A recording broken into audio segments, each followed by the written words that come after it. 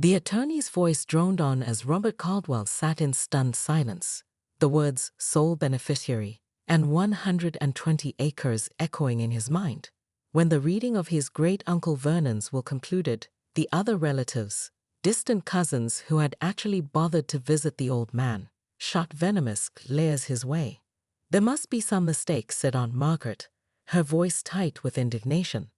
"Robert barely knew Vernon. I visited him every Christmas for 20 years. "The will is quite clear," replied the attorney, adjusting his glasses.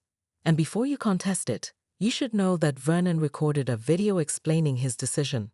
He slid a sealed envelope across the table to Robert. "For your eyes on me," he insisted. That night, in his cramped apartment, Robert, a 38-year-old environmental lawyer who could barely afford his rent, opened the envelope to find a weathered USB drive. On it, his great-uncle's face appeared, wizened but sharp-eyed. "Robert, my boy," began Vernon with a mischievous grin. "If you're watching this, I'm dead, and you're now wondering why I left you all that woodland when we barely spoke. The truth is, I've been watching your career, fighting those corporate polluters, standing up for conservation when it wasn't popular." He leaned closer to the camera. "That land isn't just trees and dirt, son. It's power, if you know how to use it. Don't let the vultures take a single inch. They'll try, mark my words."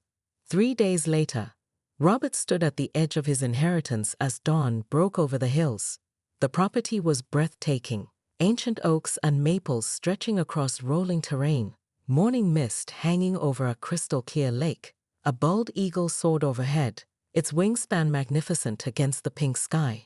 As Robert followed the property line, swatting mosquitoes and consulting his uncle's meticulously hand-drawn maps, he froze.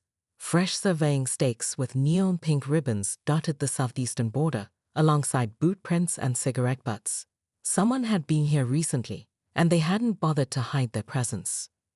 At the county assessor's office, a nervous clerk named Dennis pulled up the records.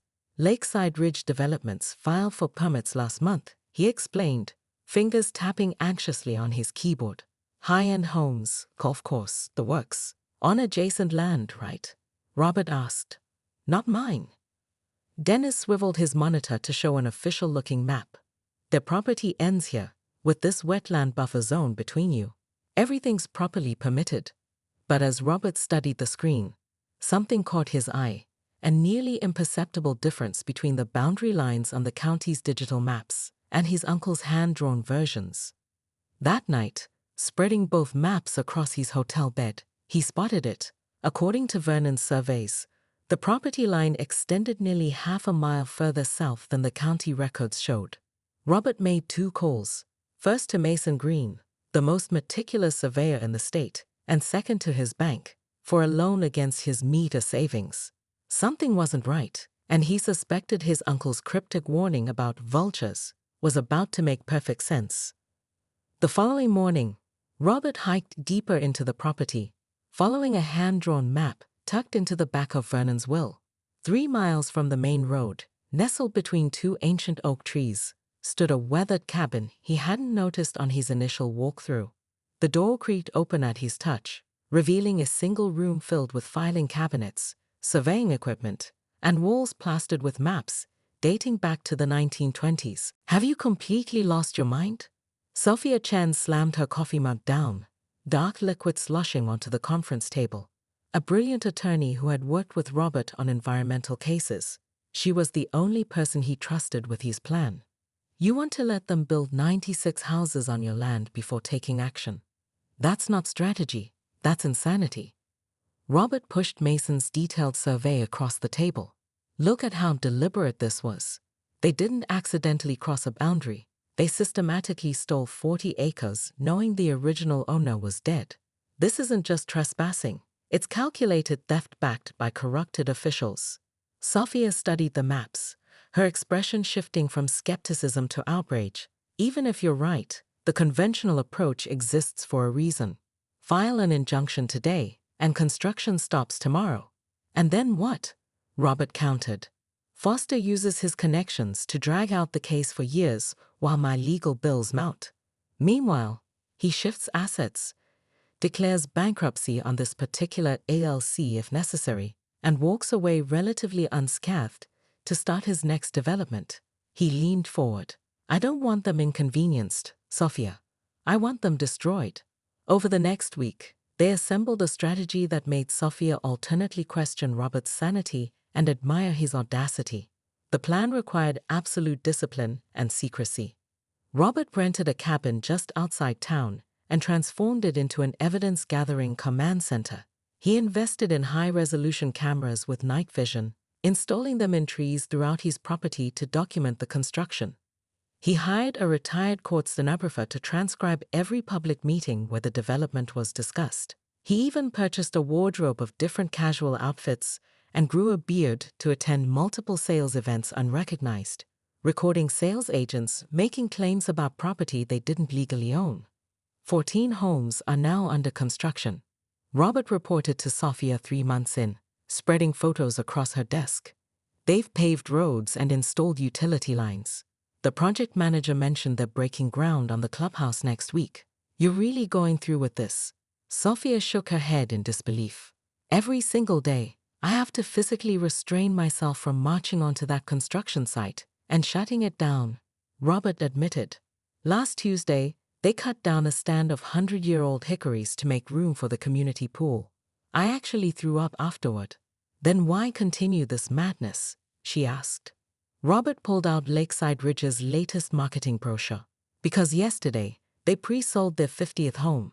That's 50 families who've put down non-refundable deposits of $50,000 each. That's 50 families who believe they've purchased the American dream. His eyes hardened. Foster and Winters aren't just stealing my land. They're defrauding innocent people. And I want them to feel the maximum possible pain when this house of cards collapses. The seasons changed. Winter snow gave way to spring rains, then summer heat, and back to fall colors. Robert grew increasingly reclusive, his obsession with documenting every aspect of the development consuming him.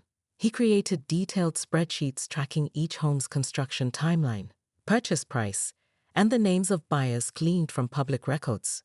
His moment of greatest temptation came when construction crews began excavating near his lake for the community clubhouse.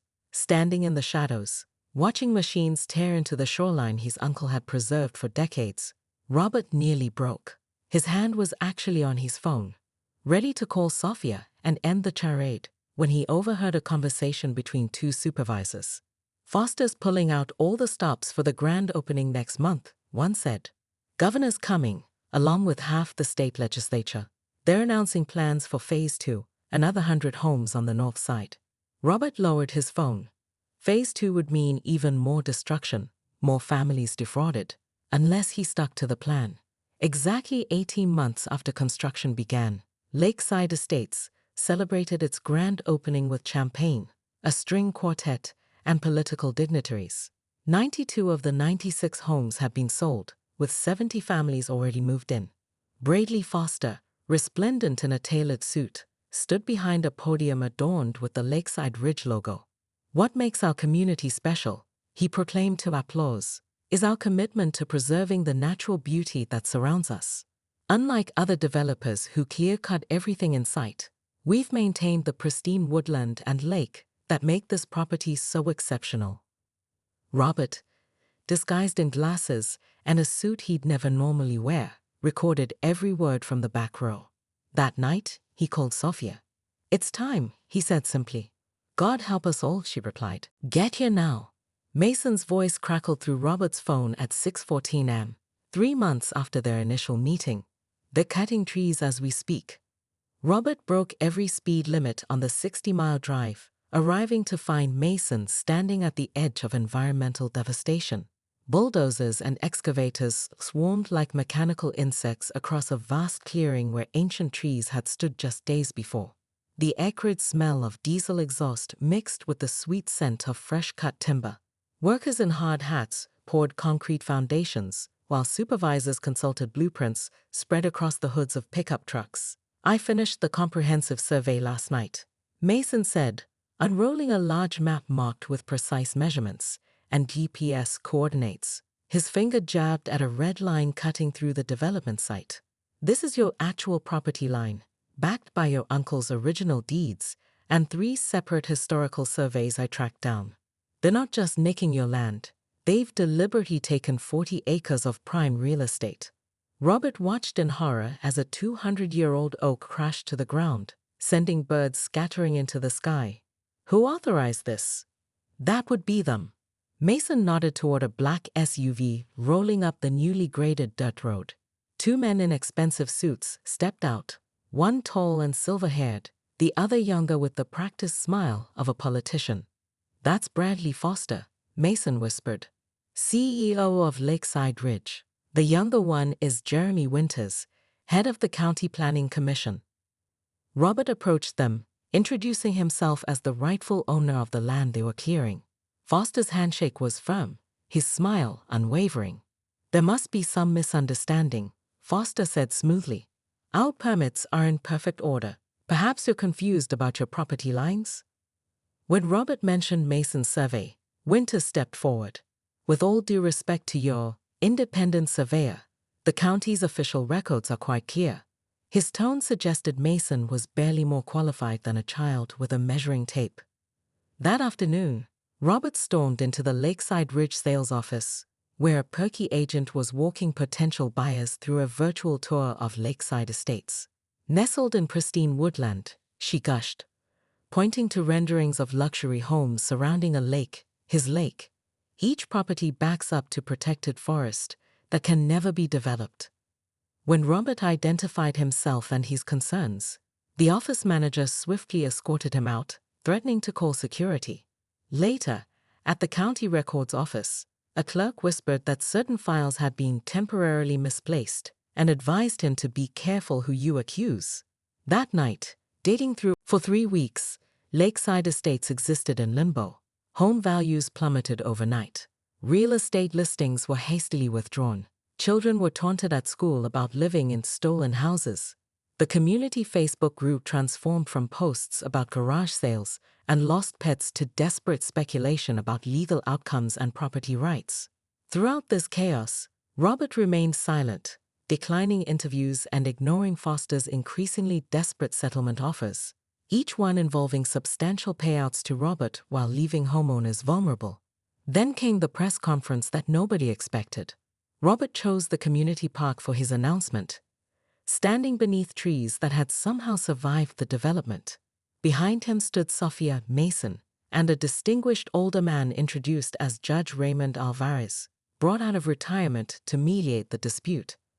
Camera crews jostled for position as homeowners gathered, faces tense with uncertainty. Robert approached the microphone, his expression unreadable. My great-uncle Vernon taught me that land isn't just a commodity, it's a responsibility, he began. When Lakeside Ridge stole my property, they also stole your security and peace of mind. You were deceived by the same people who deceived me. A murmur rippled through the crowd. I have no desire to displace families or destroy homes, Robert continued. My fight isn't with you, but with the corporate interests who put profits above ethics and the officials who enabled them. He gestured to Sophia, who distributed document packets to journalists and community representatives. This proposal has 3 non-negotiable components, Robert explained. First, Lakeside Ridge must surrender all undeveloped portions of my land, plus pay substantial damages for environmental destruction and timber loss. Bradley Foster, standing at the edge of the crowd, visibly flinched. Second, they must purchase an adjacent 80-acre woodland parcel and place it in a permanent conservation easement, ensuring no further development can threaten the ecosystem. Robert paused, making eye contact with several homeowners.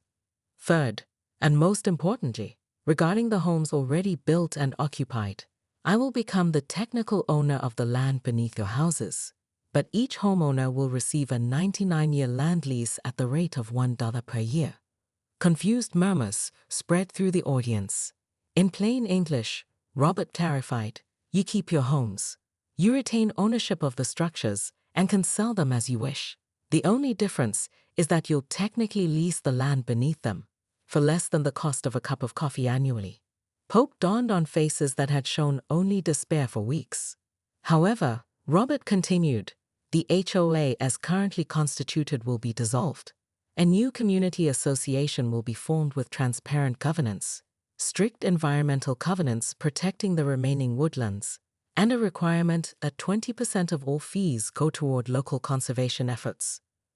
The following days brought intense negotiations. Foster's legal team fought bitterly against the terms, particularly the conservation easement that would prevent their planned Phase 2 development. He's asking for nearly $14 million in damages plus land acquisition costs. Foster raged during a closed-door meeting. "It would bankrupt us."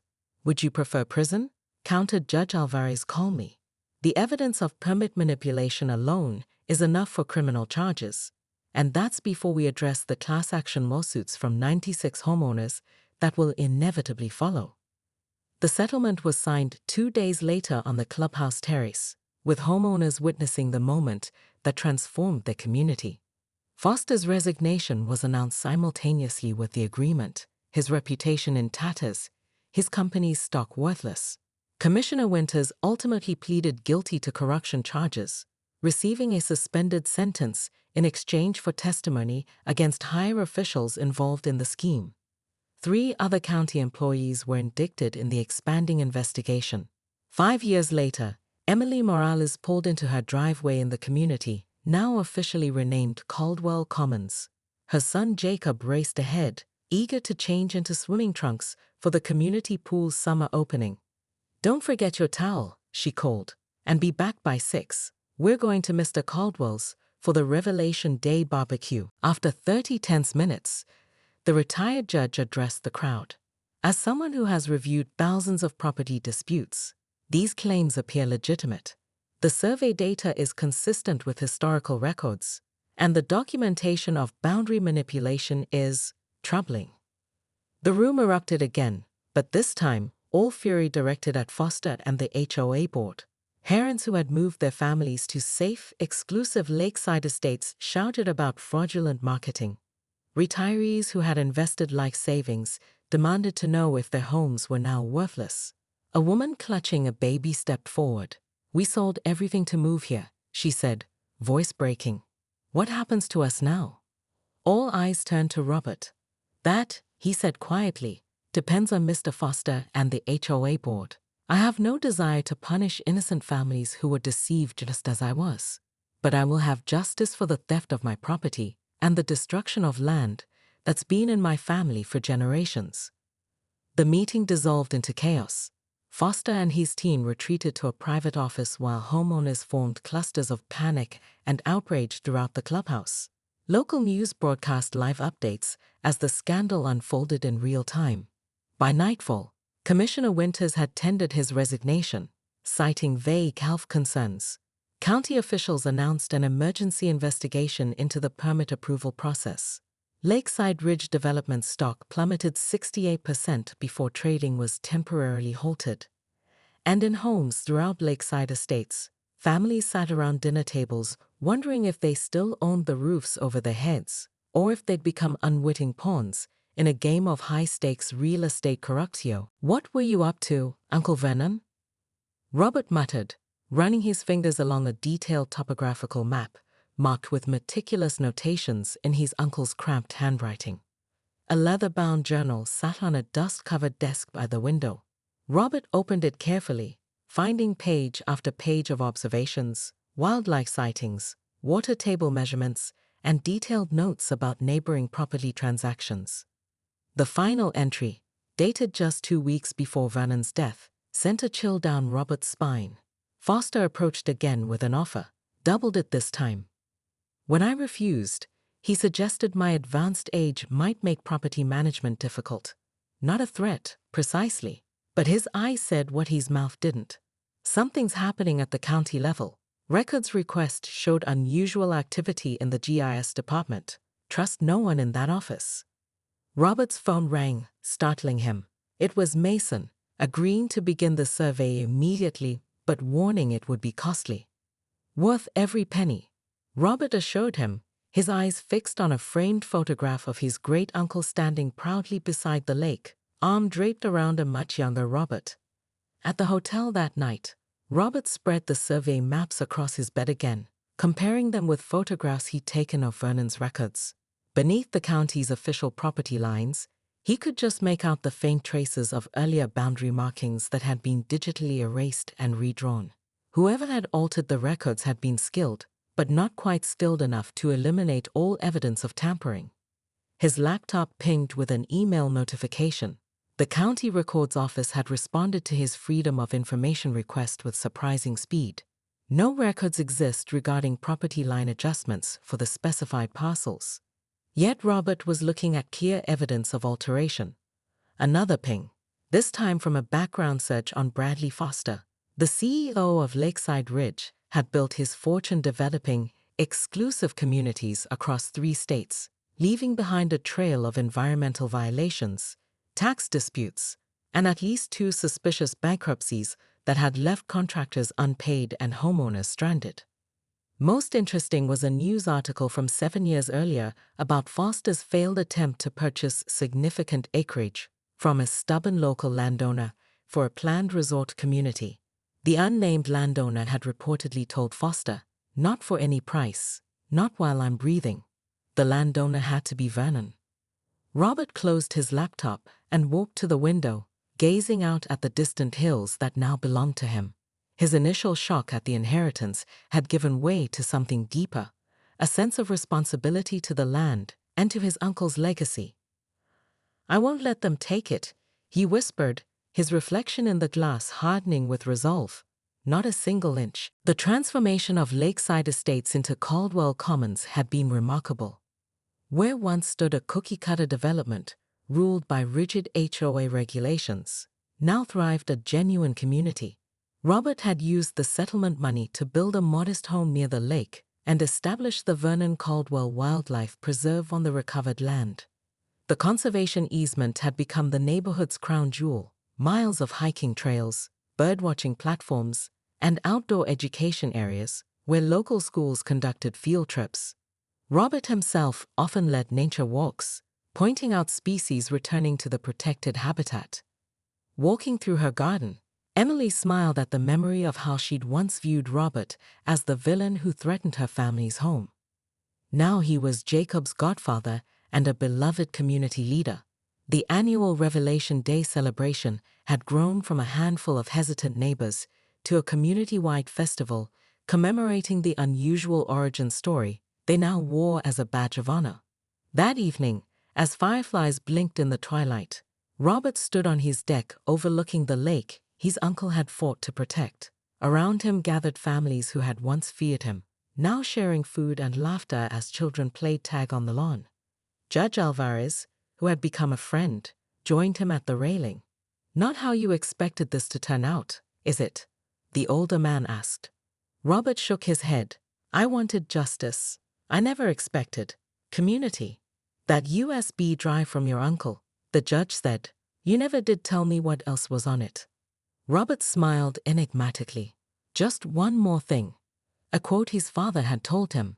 "The true measure of victory isn't what you take from your enemies, but what you build from the ruins." In the fading light, a bald eagle soared over the lake, the same one Robert had seen on his first morning standing on his inherited land. Back then, he'd been alone, angry, determined to fight a corporate giant.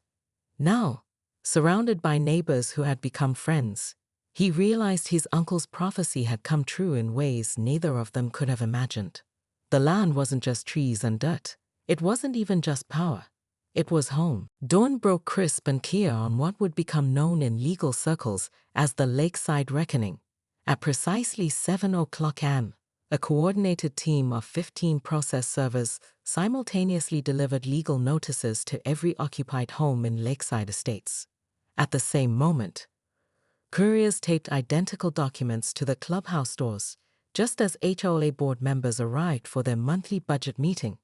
Homeowner Elaine Barton was pouring her morning coffee when the doorbell rang. "I thought it was a package," she would later tell reporters. "I opened that envelope and nearly collapsed. The paper said my dream home, the one I'd emptied my 400 and onik to buy, was built on someone else's land." Within 30 minutes, The Lakeside Estates community text group exploded with confused messages. By 8:15 a.m., a crowd had gathered outside the clubhouse, where Bradley Foster and his executive team huddled with attorneys behind locked doors. Security guards blocked the entrance as increasingly angry homeowners demanded explanations. At 9:07 a.m., 3 news vans pulled up to the subdivision entrance. The story had leaked. These baseless claims amount to nothing more than an extortion attempt, Foster declared in a hastily arranged press conference on the clubhouse steps. His practiced smile faltered as reporters thrust copies of the survey documents toward him, asking pointed questions about property boundaries and permit discrepancies. "Mr. Foster," called a reporter from the back, "can you explain why the county's digital records of the original property lines were modified 16 months ago, shortly after construction began?" The camera caught Foster's momentary look of panic before his attorney whispered something and whisked him back inside. By noon, the scene at the Lakeside Estates clubhouse resembled a siege. Nearly 200 people packed the building: homeowners, reporters, lawyers, and curious neighbors. Foster's legal team attempted to maintain order, promising a thorough investigation while admitting no wrongdoing. "This will all be cleared up," promised Lakeside Ridge's chief counsel. "Your homes and investments are perfectly secure." At that precise moment, the clubhouse doors swung open. A hush fell over the crowd as Robert Caldwell walked in, accompanied by Sophia Chen and Mason Green. Gone was the reclusive, bearded man who had documented the development in secret. In his place stood a composed professional in a tailored suit, carrying a leather portfolio. "My name is Robert Caldwell," he announced, his voice carrying across the suddenly silent room, "and I own the land beneath your homes." Chaos erupted. Security moved toward Robert, but several homeowners, now realizing he might hold their fates in his hands, blocked their path. "Let him speak," shouted a woman who had received her notice that morning. With methodical precision worthy of a courtroom presentation, Sophia connected her laptop to the clubhouse projector. On screen appeared a split image: the county's official property map on the left, and Vernon Caldwell's original survey boundaries on the right. Mason narrated the technical discrepancies, explaining how the actual boundary had been systematically erased from public records. "This wasn't a mistake," Sophia explained. "We've documented 23 separate instances where official records were deliberately altered to facilitate this development." She clicked to the next slide, a timeline showing communications between Foster's company and Commissioner Winters, predating the public announcement of the development. From the back of the room, Foster shouted, "This is defamation. These people are trying to shake down honest homeowners and a reputable business. Is that why you registered Lakeside Ridge Development as a separate LLC with minimal assets just before beginning construction?" Sophia countered. "Is that why you've already transferred most of the profits to your holding company in Nevada?" A homeowner stood up, a silver-haired man who introduced himself as a retired judge. "I'd like to examine these documents," he said gravely. Several other residents with legal backgrounds joined him, forming an impromptu committee to review the evidence.